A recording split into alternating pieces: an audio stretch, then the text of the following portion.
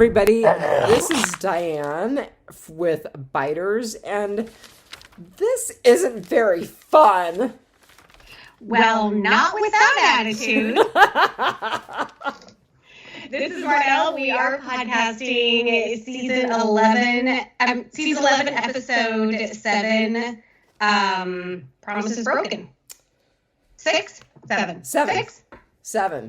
Because we have one more. Well, I mean, tomorrow will be the day that it drops for people who don't have whatever early service they can get. We have one more episode in this first third of season 11. That's right. And, I was looking at the IMDb, and I was looking at the title, and I'm like, I keep thinking that the title of this episode is For Blood, but it's actually next episode 8. Correct. And I kept thinking, like, I don't know what the meaning of this title, like, is it the blood that was splattered on the chicken? Like, it makes no sense. It just doesn't make any sense to me. Too funny. I think you went first last time. I think I went first last time too, but who Okay. knows? So Go right ahead. I am giving it 3.82 spoiled airs out of 5. Not too bad for you this season. I rated it high probably more than anything because I've been feeling guilty. So No, it was a great episode. It was 4.8 lollipops. Wow, you rated it 4.8? I did. You so I rated it liked it a whole little better than point the last higher. episode, but I mean, it's not quite a 5 yet. Wow. I would never even put this episode close to a 5. Well, and it's because of my good, so we will talk about it. Okay, we will definitely talk about it. So, last episode, I'm having to look up the name. It was on the inside. Was 1.89 million same-day views, so fairly steady. And the highest rated episode this season at a 9.1 on IMDb. Because of people like you and all of you horror fans. And now apparently you and Steve are going to force me and Diana to watch that show. Whatever it was. Under the Stairs, which actually, I think that me, Steve, and one other Walking Dead podcast, I swear it was Jason from Podcastica. Okay, so I think that we actually got the people under the stairs, like trending on IMDb because they have the whole like how often this has been looked up in the past week or whatever, and the people under the stairs was on a steep incline the last time I checked it. So funny. I think that there are going to be a lot of new Wes Craven fans out there. That is really funny. And you're going to watch Nightmare on Elm Street, the alternate version. Oh, God, no. Yeah. Your sister is a horrible person. There is a whole porn genre of, like, this is not an insert show here. Like, this is not the Munsters. And yeah, they're pretty hilarious. And there was a very similar one to the one that you tagged me in on Facebook that was Edward Scissorhands, and he kind of had the same hands as the one that you tagged me on for Freddy Krueger. So, ew. Sorry, I of course saw it and immediately thought of you, which was completely inappropriate, but here we are. No, it's hilarious, but yeah, 41 years old, and the only thing that still scares the crap out of me is Freddy Krueger. Yeah, I can't unwatch it. Like, I can't not watch it. Like, if it's on, like, that's what's in the background whenever it's on. Like, that's what I'm watching. I gravitate to it. It's a moth to a flame. Well, and I knew that, which was why I tagged you in that. Mm-hmm. And I'm actually the teensiest bit curious. Oh my God. I don't want to hear about it. I just tagged you in it. I don't want to know anything. Oh, please forgive me for my Google search history.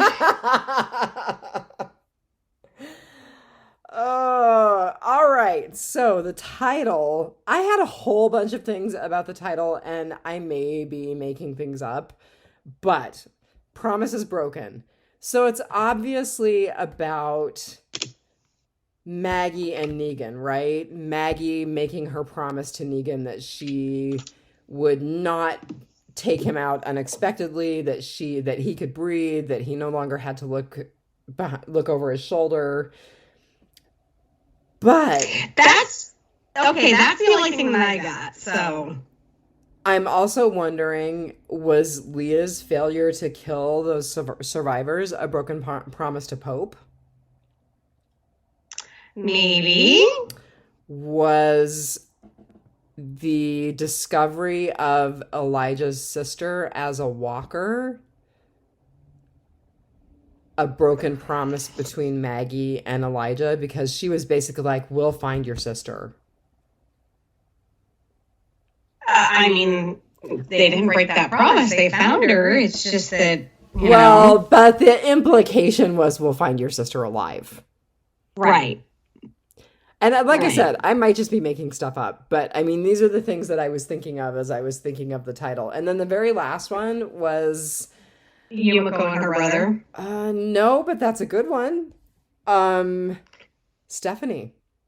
And which Stephanie? And who is Stephanie? And Stephanie's promise is totally broken. And we'll talk more about that, so don't get too deeply into it, because I am finally won over to your Steve and Diana's side, and we'll talk about it. We'll definitely talk about it. So the Yumiko and her brother one, he's like, you could never tell anybody that I was a surgeon. And she's like, I wouldn't. And I'm like, she already you already have. Right. Yeah. Like, wouldn't she kind of give him a heads up? Or, like, maybe has she forgotten that part in all of her, like, business studious, I'm going to meet with Pamela Milton stress? I mean, obviously, we're totally going down the rabbit hole, but obviously the reason that he was pulled away by the stormtroopers was that they found out that he'd lied about who he was. Yeah. So. Yeah, 100%. So, I mean, not really a promise broken, except that you promised it after you already broke it, maybe? But yeah, I think it was mostly the Maggie Negan thing. Yeah. Although, I do think that some of the other stuff that I had that, maybe there's some legitimacy to that. Who knows? Maybe. All right. Our writer was a woman named Julia Ruchman. I'm going to go with Ruchman. She has written 5 episodes for Walking Dead, and she wrote one that we count as a favorite, Morningstar. Ah. Yeah. And she also maintained that was not a Morningstar. I know you do. And you would know better than I would. So, and then she also wrote for The Sun, which we have talked about before. That was the Pierce Brosnan property that was optioned with AMC. That's right. So, that's all I wrote down about her. And then our director, we have talked about him multiple times because he's worked on several Walking Dead properties. So his name is Sharat Raju. I'm hope that I'm saying his name properly as well. So he has directed 3 Walking Dead proper episodes, next week's, this week's, and then What We Become, which was last year. He has worked on Fear the Walking Dead. He directed 3 episodes for them, including one that we actually kind of liked called Blackjack. 2 that we're not particularly fond of, Bury Her Next to Jasper's Leg, and that The Little Prince.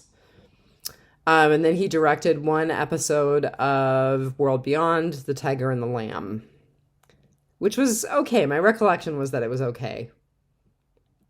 Yeah, I don't specifically remember that episode.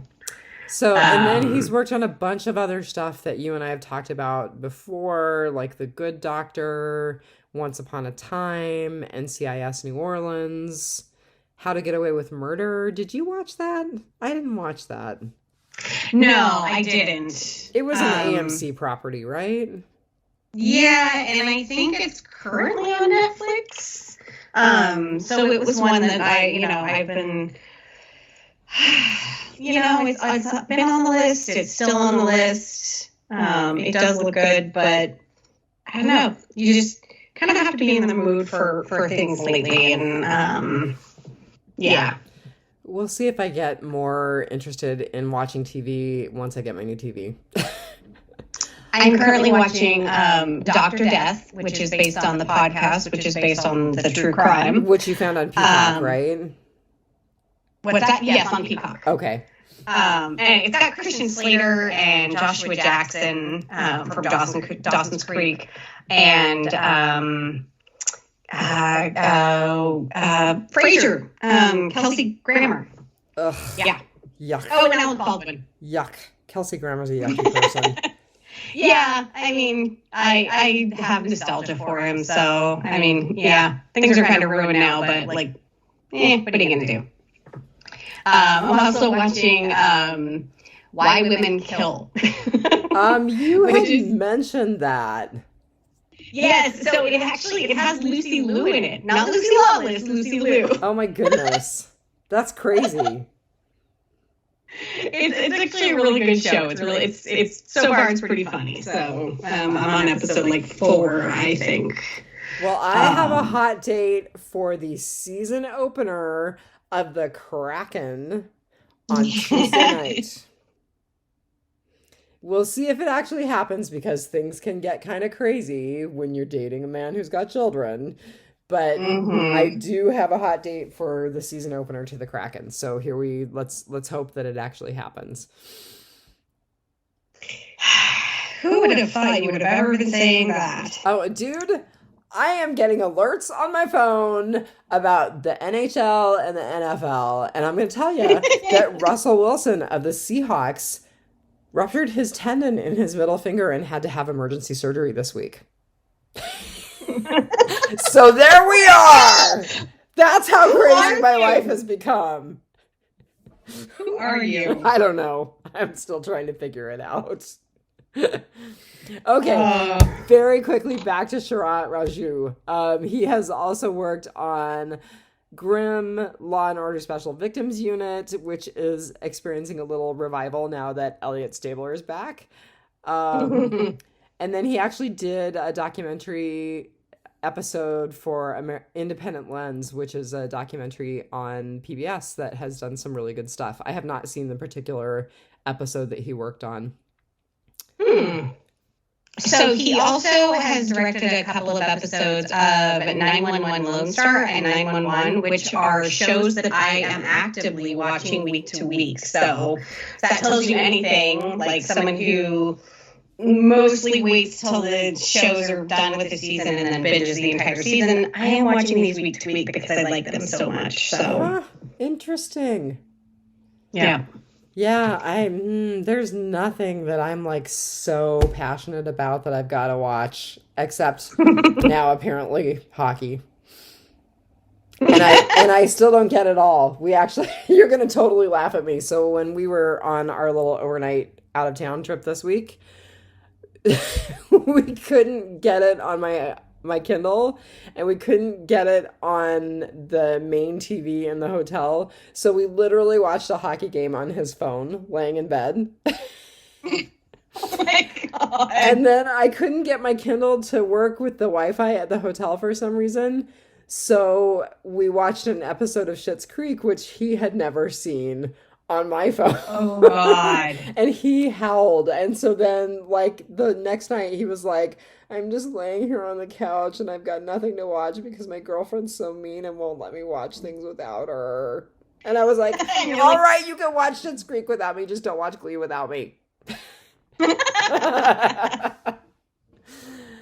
All right. Well, that's all I have to say about Sharat Raju. And God bless your heart, you looked up and remembered who our featured cast member was going to be, because I totally didn't. And then I was like, is it going to be that little jerk who is Pamela Milton's son? Not quite. I think we will see more of him. So, yeah, he'll probably be in there next. I would say next season, but I think next part of the season. Which, did you see it got a release date? No, what's the release date? February 20th, 2022 is when season 11B, I guess, is what maybe we're calling it now. So I imagine we'll probably do a couple of one-offs for Biters and then focus more on Housewives. Yep. So, yeah, I figured we would do, I keep wanting to call him Spencer, but it's not Spencer. Sebastian, thank you. He just seems like a Spencer. We'll talk I've never about known a great Spencer. We'll talk about that. Okay. All right, but our featured cast member is Josh or Joshua Hamilton, who plays Hornsby. He was also on The Talking Dead, so you may have seen him there. But some of us don't get The Talking Dead in a timely fashion, and then some of us were reminded that we're like a week late podcasting. So I don't get it in timely fashion. I'm like, we're podcasting a week late. But this Talking Dead was a mashup of The Walking Dead and The Walking Dead World Beyond. So since we are not really watching The World Beyond or podcasting it, if there were any that you had an excuse for skipping, it would have been this one. But Josh Hamilton. He has no social media presence that I could find, and Josh or Joshua Hamilton is a very common name to look up. And if you look him up, if you Google his name, the first autofill that happens is Josh Hamilton felony. That would be a sports ball Josh Hamilton. I think it's an NFL player. Wasn't quite that interested once I figured out it wasn't our Josh Hamilton. So just know our Josh Hamilton's fine. He didn't commit a felony that we know of. I love how you qualify that we know of. Very elusive. No Twitter, no Instagram that I can find. But his IMDb did have a few things on it. Acting, Hollywood is in his blood. He is the son of actor/director Dan Hamilton. Holy cow, he's got 101 actor credits. Yes, he does, and we will get into that. Wow. Son of actress Sarah Kingsbury, stepson of director Theodore Timmerick. So I don't know any of those people, do you? Actress/writer Stephanie Braxton. So none of the names sound familiar, but they all have IMDb profiles. They're all, working in Hollywood. Also married to Lily Thorne, who was a producer for a while. I don't think she has done very much very recently. Pretty much kind of since they got married and had a child. He studied theater at Brown University, and he won an Emmy in 1991 for the CBS school break special, Abby My Love. That sounds awful. Right? There's a after-school special that's like his third IMDb credit, I think. Let's see.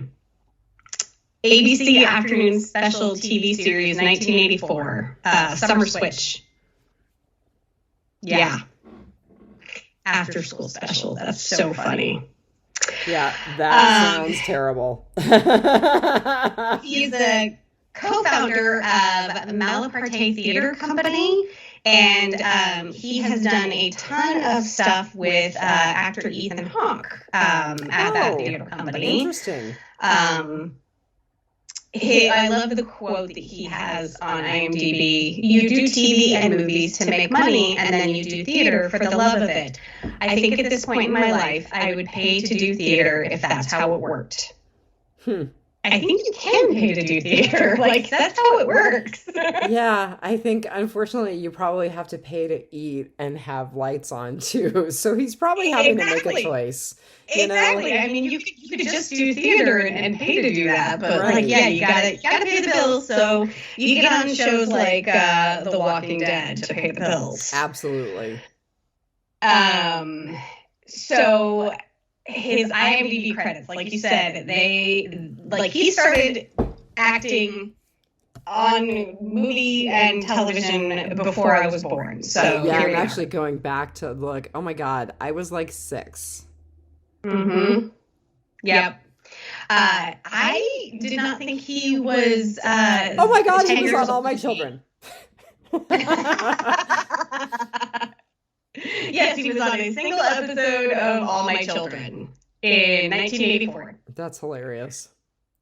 But he does have the trifecta of the Law and Order. Law and Order Criminal Intent, Law and Order the OG, and Law and Order Special Victims Unit.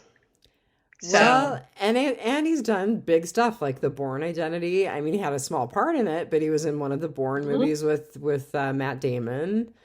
Madam Secretary?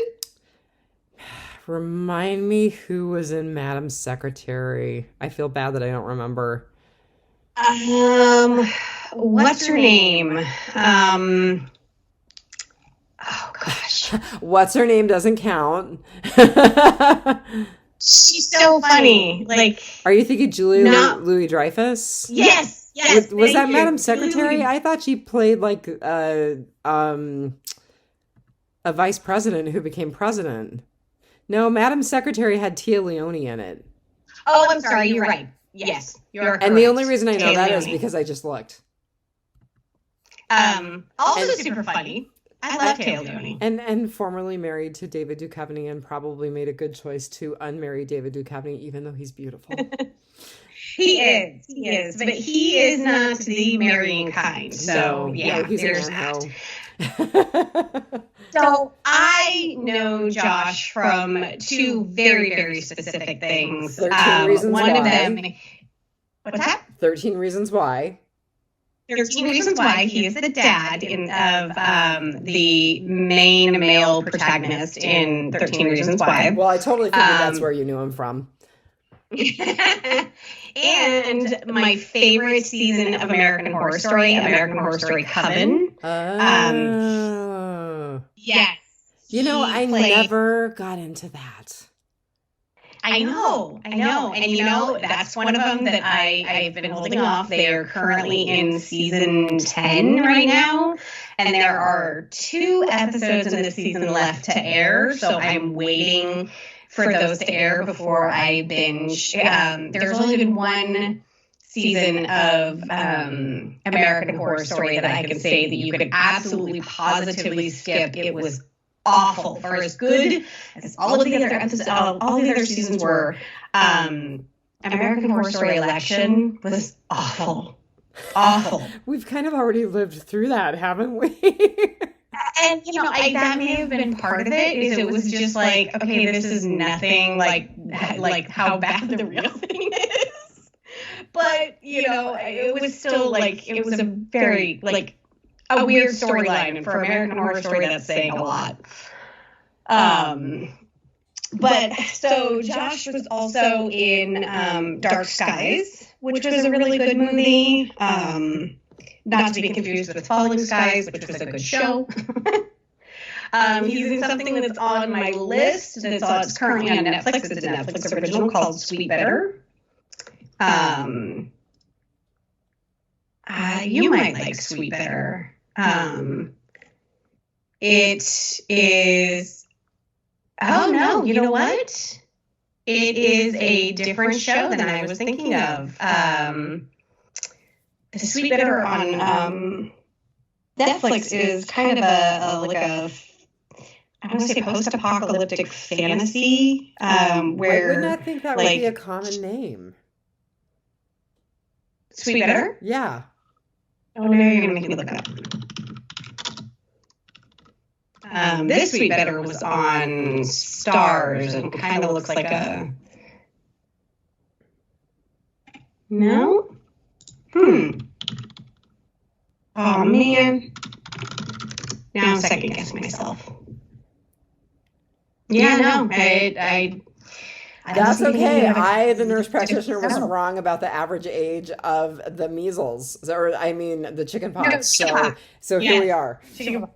Yes. And I was right, surprisingly. I was totally ready to let you be right, but you asked Surrey, and Surrey totally did you dirty. She did. Yeah. Josh Hamilton, or I keep saying, I keep wanting to say Josh Hornsby. Hornsby is his character name, not to be confused with the real man, Josh Hamilton. Again, really not that much out there because no social media presence. So I can't tell you to follow him anywhere on Twitter or Insta or even Facebook. So, I mean, in this day and age, I think that if you don't have a social media, like an outward-facing social media, I think that you probably have a pseudonym account. Either that or you just simply do not want the extra. You don't want to give up the headspace. Yeah, it's such a way to connect with family and friends that I have a hard time thinking that, people actually call other people on the phone and talk to them. It still happens. Oh, man. Well, that's all I have about Josh Hamilton. Joshua Cole Hamilton, if you were ever try to look him up. Any other place that you are going to find any other Josh or Joshua Hamiltons? Well, I have very little in Whisperer's Corner. You told me there was a Paul Tassi article. Which I did not find in my search of the news, and I did not specifically look for Paul Tassi, which is why I didn't find it. I just looked for news. So the title of his article is "The Walking Dead Finally Addresses Rick Grimes' Original Sin," and he talks about how he, for the longest of time, has wanted The Walking Dead to address the fact that our group, Rick, and everybody attacked the Saviors first, and that he stole Gracie from the Saviors. So interesting. He was okay. Yeah, he was very happy that was finally called out. Okay. I don't have anything else to say except, yeah, he's right, and still all these seasons later, not sure how I feel about that because, boy, the Saviors were awful people. But, looking at it from the opposite perspective, our people certainly didn't do very nice things. So. Oh, and we will definitely talk about how you live long enough to see yourself become the villain. Okay, very good. So I did have the Eric Kane article, and basically, I didn't write a whole lot down from it because he was like, this was quite good. We finally got to the good stuff. The one thing that I did write down that I thought was interesting that he said was Maggie is the new alpha. Yes! Because Maggie was walking around in a skin suit.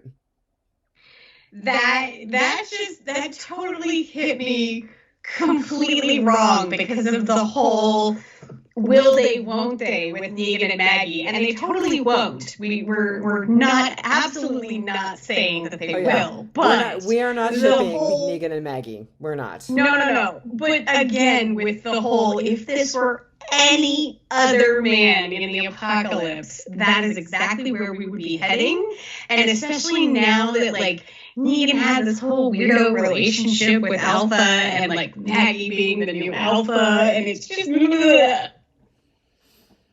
Yeah. That's not where my brain went at all. Oh, it's like I said, it hit me completely wrong. That's funny. The only other thing that I've got two things, one of which I did not read, but I will say it for form's sake. There was an article out there that basically said the world beyond is finally making human deaths meaningful again in The Walking Dead. I have not watched World Beyond. Marnell and I talked about it. We were very honest the last time we podcasted that we're not going to be podcasting World Beyond or Fear. So I don't know who died. I don't know why it's meaningful. I'm not going to spoil it. I'm not going to spoil it for you. You might want to watch it if you care. So I was going to say, I watched Talking Dead, and they did have 2 in memoriams, one for Walking Dead Prime and one for World Beyond, and I wasn't really paying attention to the one from World Beyond, so I don't even know who dies. Oh my God, that is so bad. It's probably some huge major character like Felix, and now we don't even know, and we'll never know. So I actually, because I feel like it's unfinished business for me, I probably will wind up watching it, but yeah, I don't have the energy to put as much into it as we do the rest of the podcast. So yeah. Well, and let's be honest, and it's more me than you, we're not putting a whole lot into the podcast right now. Life is crazy. The pandemic didn't help, and life got even crazier than that. So, yeah. It's fine. It'll be fine. It'll be what it is. It'll be fine. Here we are. All right. The only other thing I have in Whisperer's Corner is there were a couple of articles that pointed out that we finally have been introduced to the most hated character in the comic book, Sebastian Milton. And for those of you who have not read the comic book and who don't know how it ended, I'm not going to say anything other than Sebastian Milton killed somebody really significant. And that's why he's the most hated character. Yeah. I'm guessing you've read it. Yeah. Okay. So that takes us out of Whisperer's Corner and to our goods, bads, and uglies. And I guess that I get to go first. Yeah. So, my good is actually that Daryl was the good guy. Daryl actually, I mean, quite sadly, I mean, it's super sad that being the good guy means he killed somebody, but, you know, oh, I was so conflicted about the whole thing where Pope was like, kill them all. And, you know, then we get to the situation with the father, the son, the injured mother, and then Leah does a good thing and says, take your son and run and don't come back to this place. And then the wife is like, thank you, thank you, thank you. They would have never left. And thank you for putting me out of my misery, basically. And then Leah can't do it. And Daryl has to step up. Right. And right. I mean, I loved it because it was Daryl stepping up yet again. But I also loved it because it was very reminiscent of Daryl ultimately being the person who killed Dale in season 2. Like, Rick tried, Rick was going to, and Rick couldn't bring himself to do it. Nobody else could bring themselves to do it, and Daryl did it. I completely forgot about that. Yep. So Daryl has always been someone who can do the hard, sad thing, even though it's hard and sad. Yeah. You know, and I kind of had a different view of kind of how everything happened. I wasn't looking at it from that perspective. I keep wondering what's going to happen with Leah. Because I'm like, I mean, I feel like she knows that Pope is a really bad guy, but yet she clings to who he was to her, like this father figure, or, you know, somebody who kind of, you know, made her the strong person she is today, and blah, blah, and all these things. And I feel like she's looking for a way out of that. And I think she's really kind of hoping for Daryl to kind of rescue her and for Daryl to be this good guy who's like, dude, Pope's a bad guy and we should just split, you know? But then, like, he kills this woman, you know, and so her looking for a way out is like, oh, well, maybe he's not who I thought he was. And he really, really is. But, like, I'm trying to see it from the veil that she's behind. And, yeah, so I did not see that at all. And I had completely forgot that he was the one that put, for lack of a better term, put down Dale. That's really interesting. I didn't see it from your perspective at all. That's yeah. And I also feel like Leah is too far gone. So, yeah. We'll talk about Leah a little later. Yeah. Well, why don't we go ahead and go into your good? Okay. So my good is the entire reason why this was probably my favorite episode of the season is because I love a good character development. And I have ragged on Eugene for a couple of seasons now. I have not really liked Eugene. Eugene, not the actor, not Josh. I have not liked Eugene since his introduction. And there have been some things that have really, really rubbed me the wrong way, namely his relationship or lack thereof with Rosita and the whole friend zoning thing. You can go back and listen to that episode and hear me talk about how there's no such thing as the friend zone and Eugene just needs to get over it. Women are not sex machines that you put kindness coins in and sex falls out. Like, no. So, yeah, I ragged on Eugene forever, and this episode has him in a completely new light for me. The guy is not the guy he was, I mean, even just a few episodes ago, you know, where he was breaking down and telling everybody everything. I mean, there was one little scene when right before he and Stephanie took out the walkers that were disrupting the makeout session, where, like, he's, like, squaring up against the walker, and he's like, come on, man.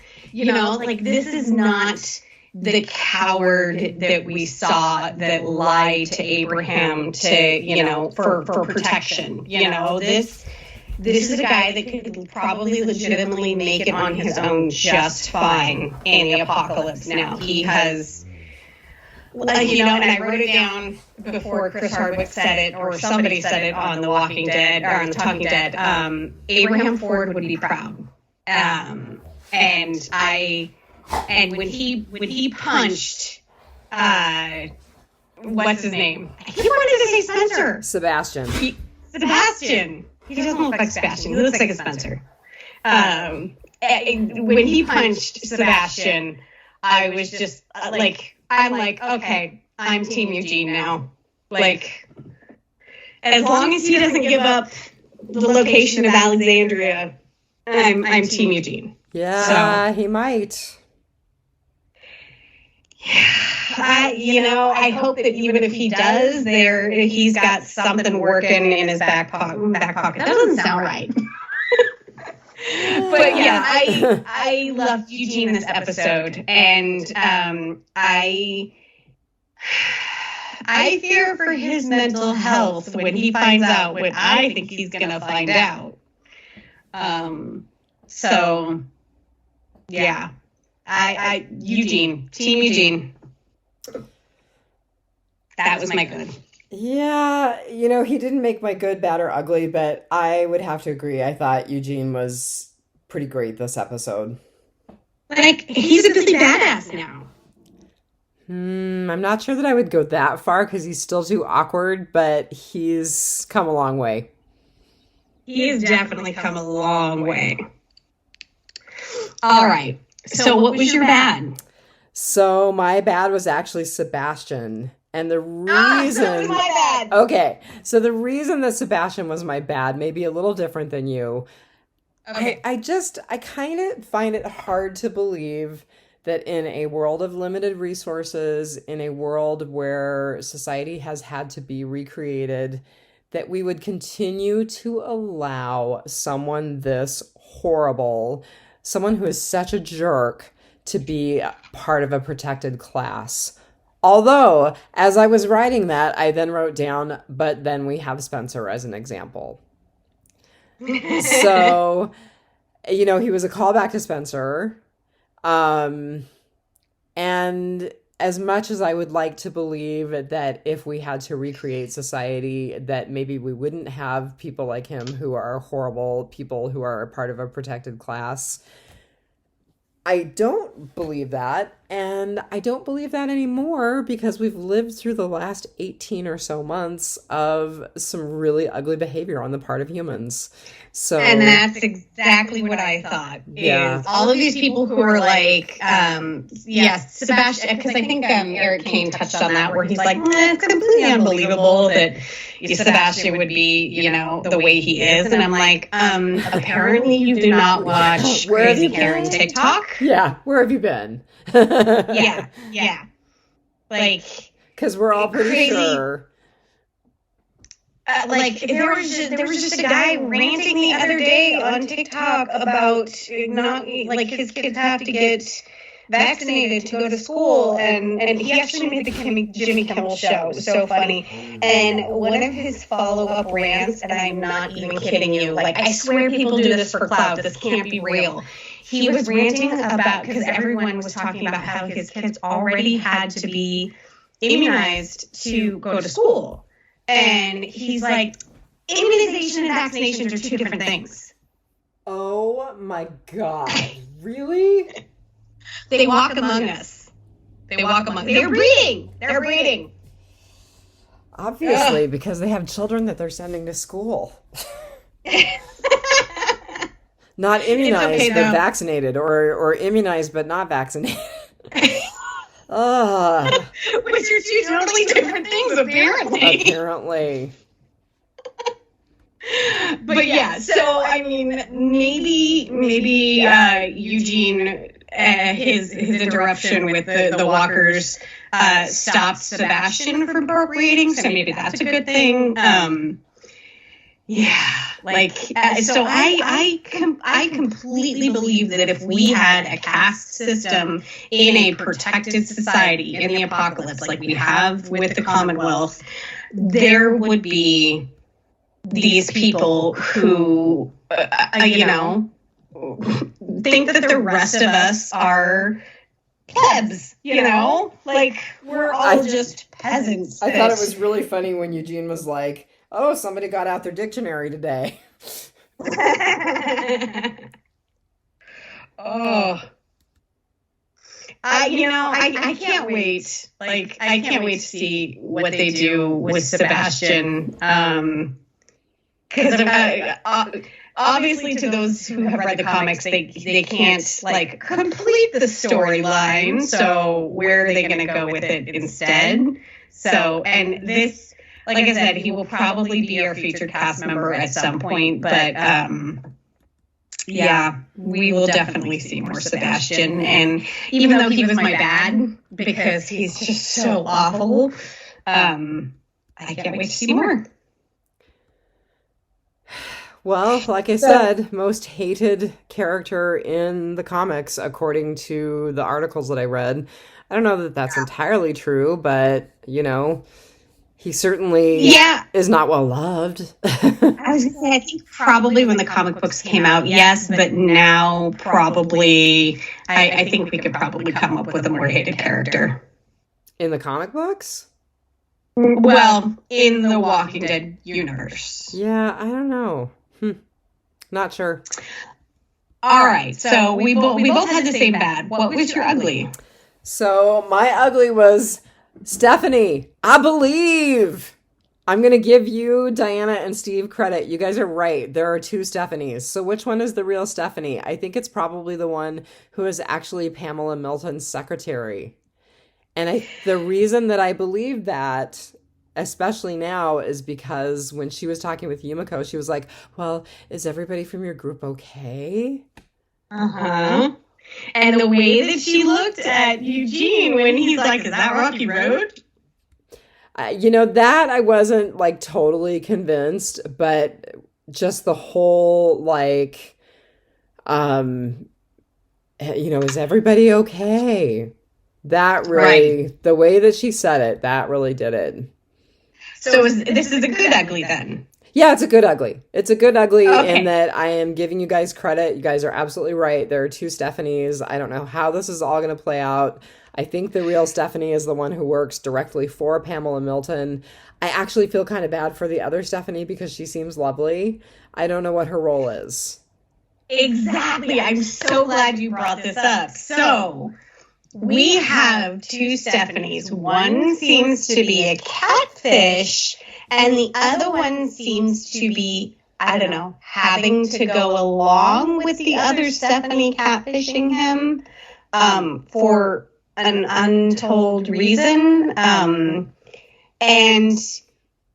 is the fake Stephanie like completely going to be like is she just a Red Sparrow where like she's just there to get information? A red herring?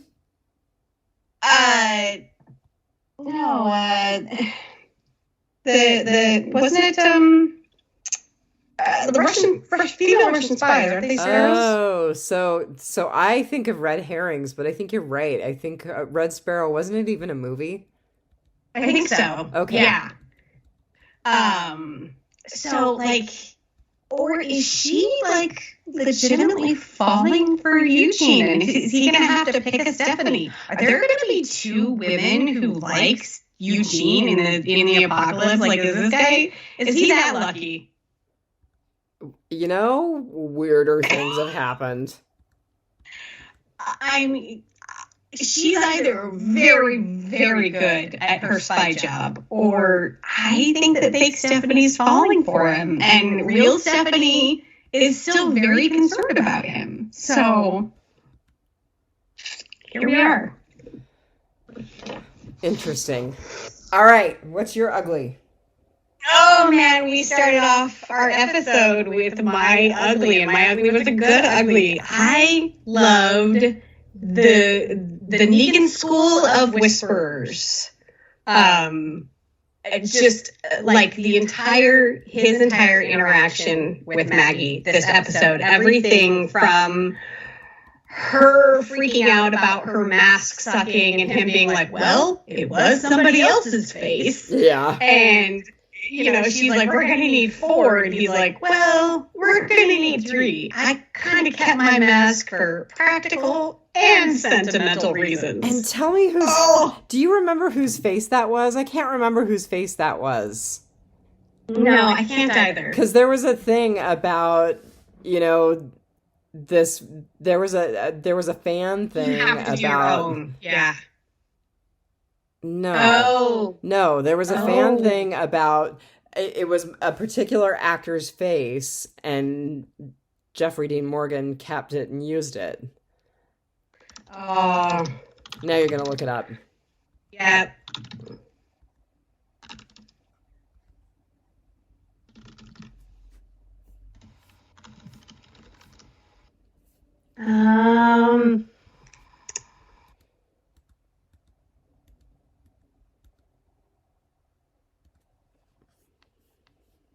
I'm not going to find it quickly.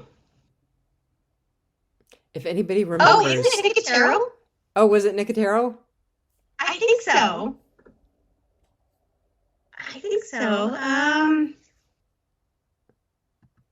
I went into special effects artist Greg Nicotero when the mask was being built and had to ask.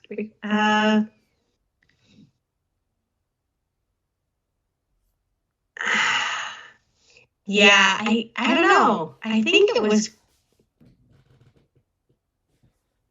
Yeah, I think it was Nicotero. Anyway, sorry to derail you. So you loved. It's okay. You loved the. Yes, I loved the whole interaction. I loved when just that part where, he's like, you did good, Maggie. Like, he not only used her first name, but when they sat down and talked, he called her Ray. Maggie Ray. He called her Ray. Ree. Maggie Ray. Yeah, it sounded like Ray. And so actually I had the closed caption on, and like I would have thought that I thought that he said Ray, but the caption did say Ree. And like, to invoke Glenn's name when talking to her was just, that was obviously very deliberate. And it's just like his coaching, the whole, if I can do it, you can do it.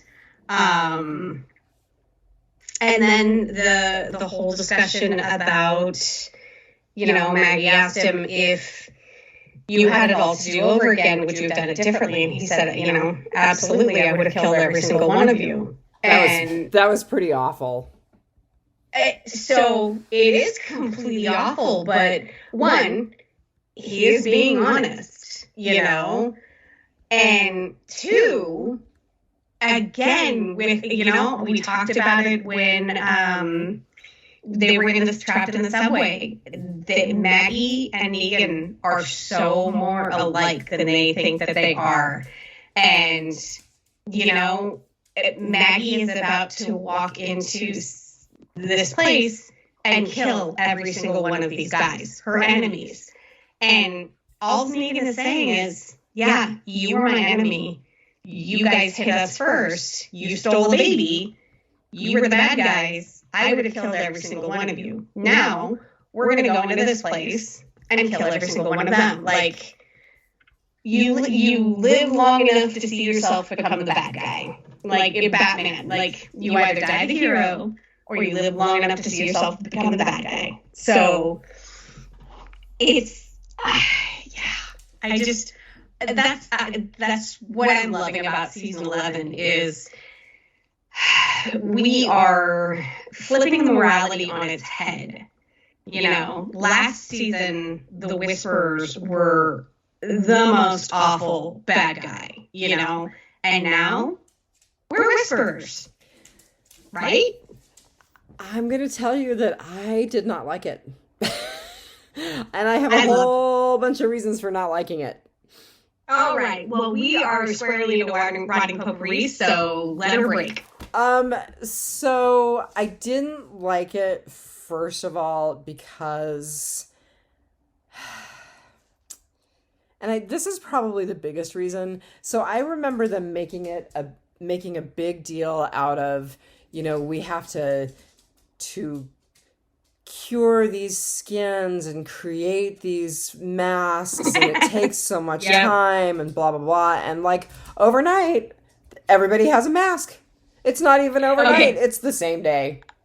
I will 1,000% give you that, because I had the same thought when she was stumbling around in the ill-fitting mask. I was just like, how would you be wearing that and not gagging actively? Like, the smell, fresh skinned Walker face on your face, right up against your mouth and in your nose, and like, no, like, I am 1,000% behind that, like, you just can't wear fresh Walker skin like that. Yeah, I mean, it just,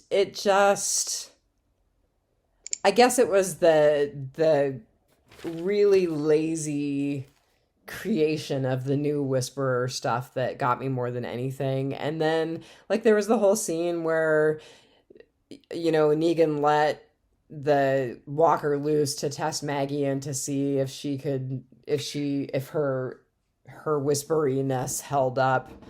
And the Walker completely walked by him without a second glance. No. And then Elijah had to save her. Oh, okay. I did notice that, like, the people that weren't wearing masks in that, the Walkers were not particularly attracted to the humans in that. Yeah. I was like, okay. But, and it was just like all of a sudden they were all like Whisperers, and it like happened the same day, and it was like, boom, done. And I mean, really, the only person who should have had any skill to navigate that crowd is Negan. Yep. It must be a very, very good coach. No, but I kind of had some similar thoughts around that it was kind of, I had to suspend my disbelief. And that when they had the walkers, the few little walkers, it was like, 7 or 8 of them or something that were kind of penned up that they were practicing with. They were basically penned up, I think, with rope that was wrapped around trees that was just sort of keeping them in that area. Right. Okay. Real walkers would have been all up against that rope, reaching for the humans that were 10 feet away. You know? Fair enough. Yeah. So I admit I had to suspend some of my disbelief in those episodes, even though I just love the whole, we're having to become the thing we absolutely hated. We're becoming the villain. And we're still calling ourselves the good guys. Maggie didn't know the Whisperers. I mean, we can't even say that she's becoming the villain she hated because she didn't know them. No, that's very true. Maggie's group came in at the very tail end to clean up after Beta, and clean up the Whisperers that were left over after Beta. I guess my other thing, and I messaged you about this, here we go again, following tons of different storylines again. So what are we following? We're following the Maggie Negan storyline. We're following the Daryl Leah storyline. We're following Commonwealth, which is actually technically split up into 3 storylines. Right. And I felt like there was another storyline, but I don't know. I just felt like we were all over the map. And I was like, I said this last time, I'm going to say it again. I feel like we would be so much better served if we were doing bottle episodes. Right. So the storyline that we didn't get in this episode was what's going on in Alexandria at this very moment. I'm sure we'll get it next episode. Yeah. From what it looks like, we definitely will. Yeah.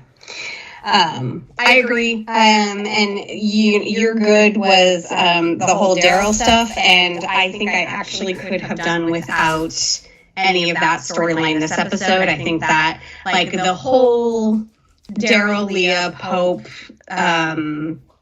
stuff should kind of, they should either be a half and half episode with something else, or they should be a bottle episode. The whole 3 to 4 storylines thing is, why did we stop doing bottle episodes? Jeez. I don't know, maybe because we griped about bottle episodes. No, I thought we liked bottle episodes.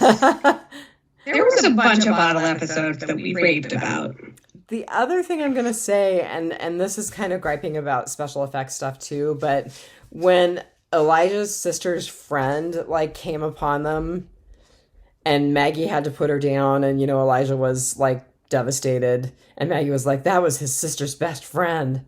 She was just a little girl. And I'm like, okay, first of all, she wasn't just a little girl. She was obviously at least in her late teens, per that walker.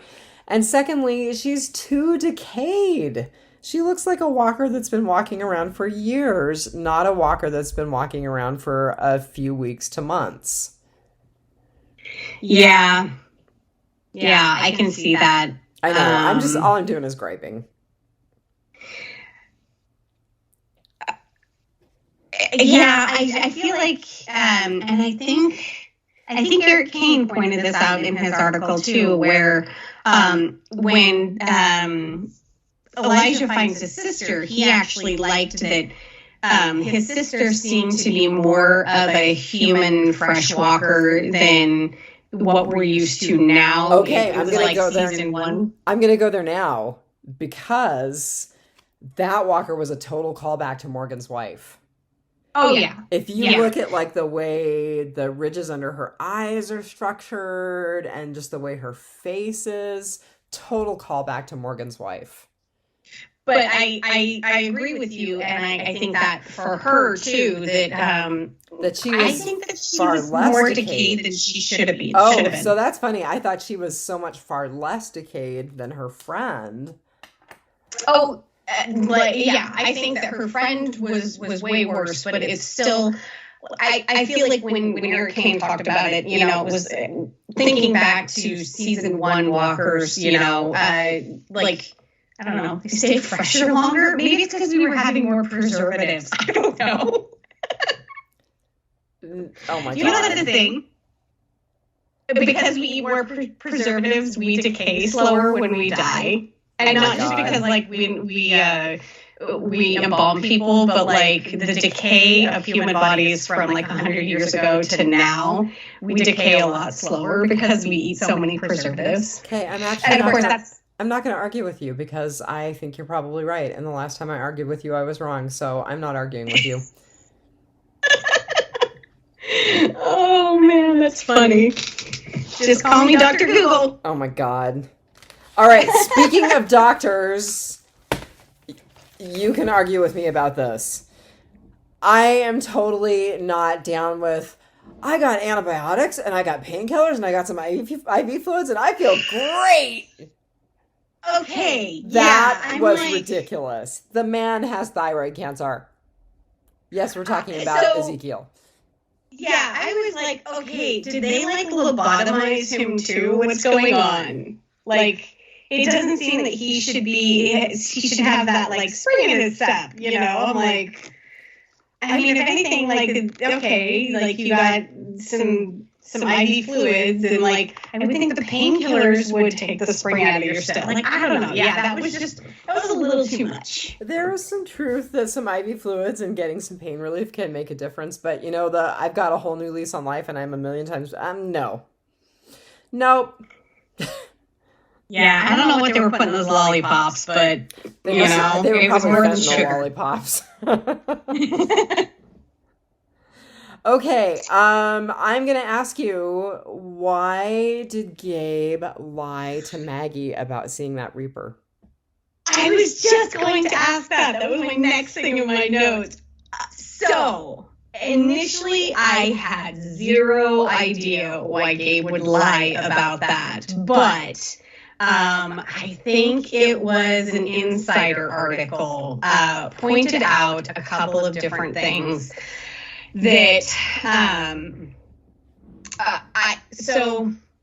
for me, I don't think I can empathize so much with Gabe because I am very, very not a religious person. So I think Gabe is so much so a religious person that he saw that other person who had religion in them and sort of identified with that and was kind of like, okay, if he doesn't see me, I'm just going to let it go. Well, he did that, and then he went to Maggie, and Maggie's like, do you see anyone? And if he had said yes, and that I didn't kill him, that would have been a trust issue with Maggie, I think. And not you're going to go join the bad guys, but in the moment, could you kill this guy if you saw him again? Can I trust you to have my back if you couldn't pull the trigger the first time when you had the jump on him? So I don't understand why he didn't kill him and why he lied to Maggie, but I am also a very, very different person from Father Gabriel. So I have a hard time seeing his perspective.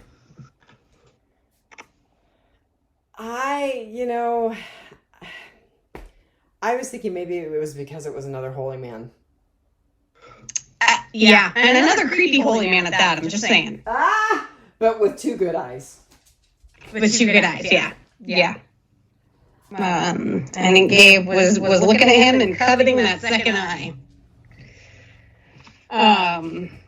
But yeah, and so not a bold prediction. I don't think this is going to happen, but I would actually love to see it. Like I said, I don't think it's going to happen, but we have seen bad guys become good guys. We have, what's his name? He was a savior. Dwight. What's up? Dwight, and then what's his name? Who dated Enid? Alden, who we're not sure is still dead or alive.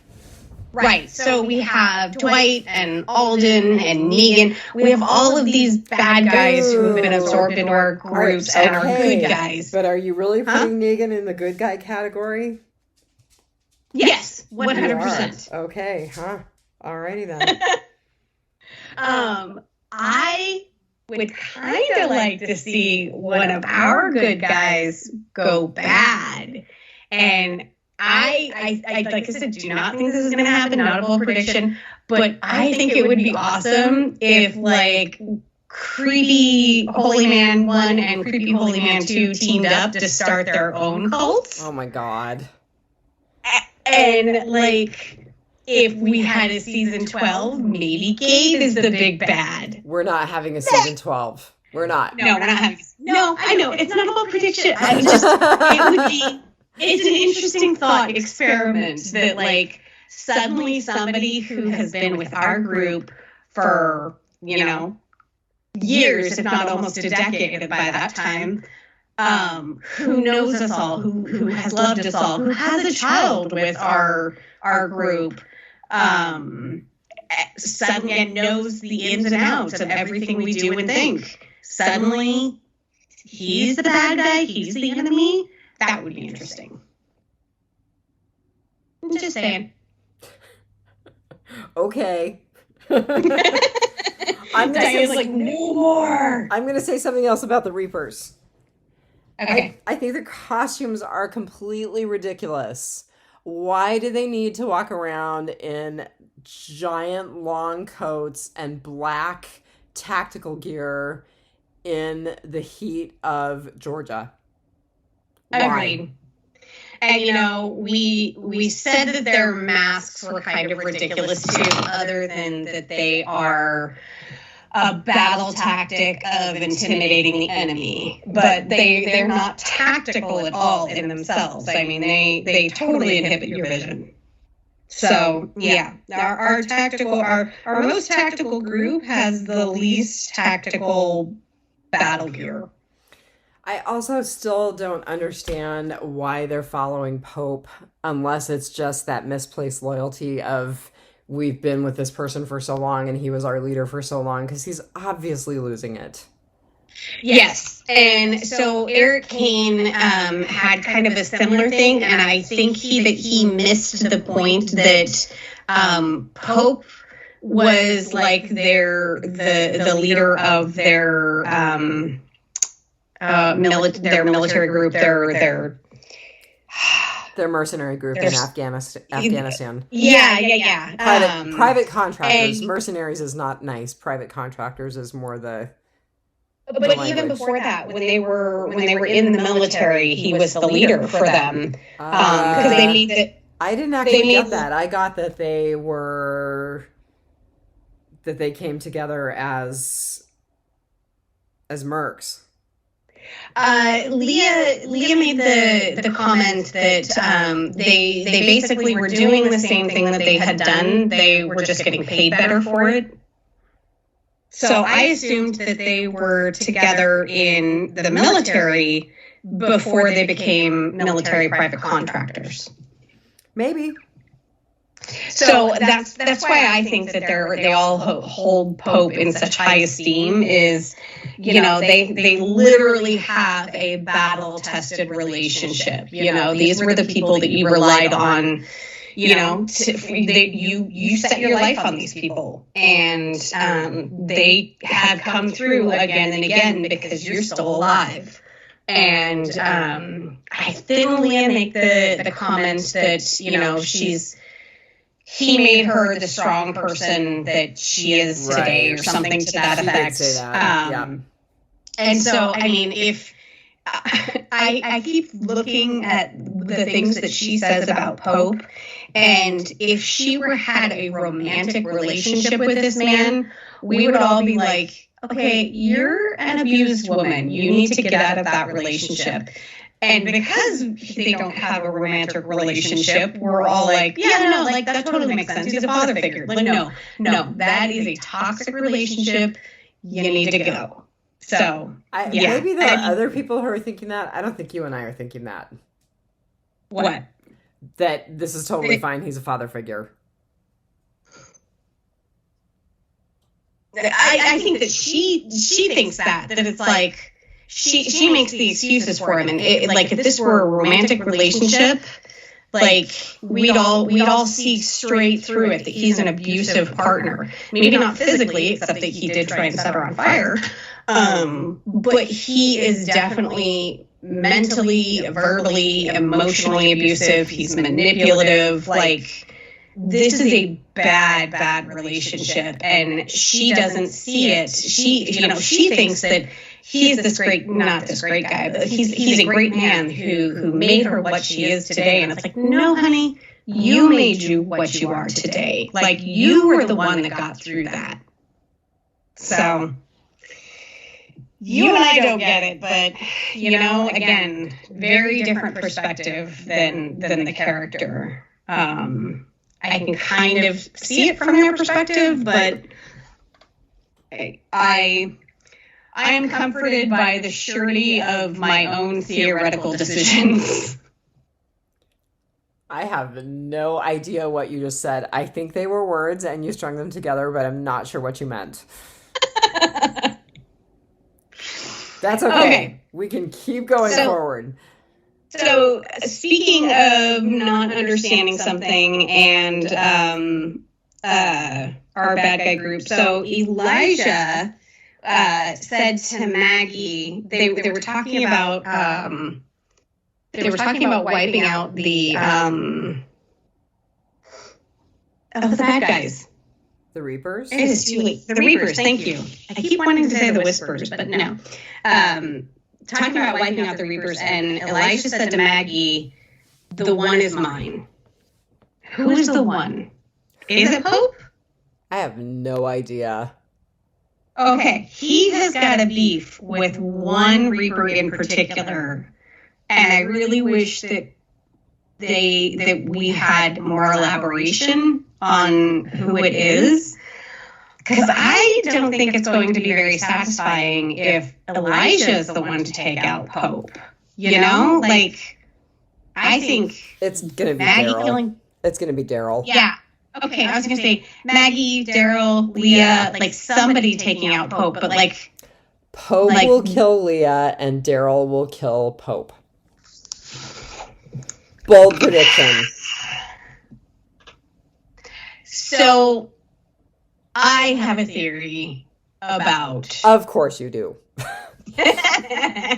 And then I'm going to say we are going to wrap this sucker up because I'm tired of talking about The Walking Dead. Sorry. All right. So what I think is actually going to happen, so I think, like I said, I think Leah has been looking for somebody to rescue her from this abusive relationship, and since it's not going to be Daryl, I don't think Leah's gonna like kill Pope and be like, oh, Daryl. I think she's just gonna be done. She's just gonna be like, everyone's crazy and I'm done with you people. And that's how we lose Leah, is like she doesn't die, is just like she offs Pope and pieces out from Daryl.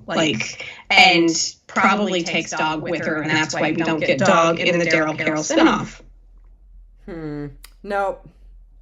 I like my theory better.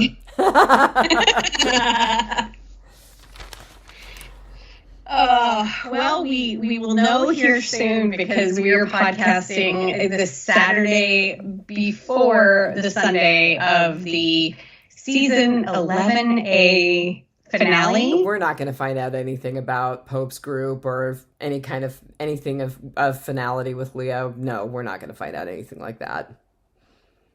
Okay. Nope. I don't think the we next will. episode is titled For Blood, and if you have AMC Plus, you already have access to it. Yep. All right. I do think that I am done. All right. Because that's totally fine with me. I feel like we've talked a lot about about an episode that was okay but not great. Beg to differ. I know you're like putting it close to a 5. I disagree.